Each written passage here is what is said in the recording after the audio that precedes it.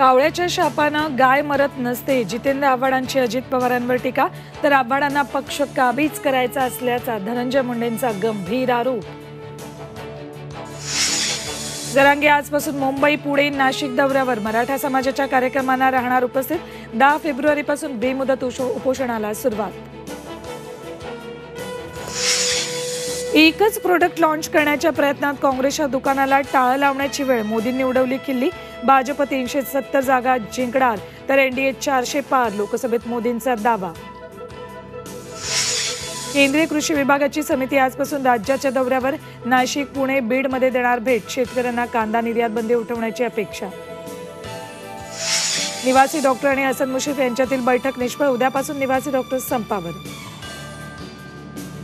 यंदा फेब्रुवारीच्या दुसऱ्या आठवड्यापर्यंत थंडीचा मुक्काम. 11 फेब्रुवारीनंतर थंडीचा जोर ओसरणार.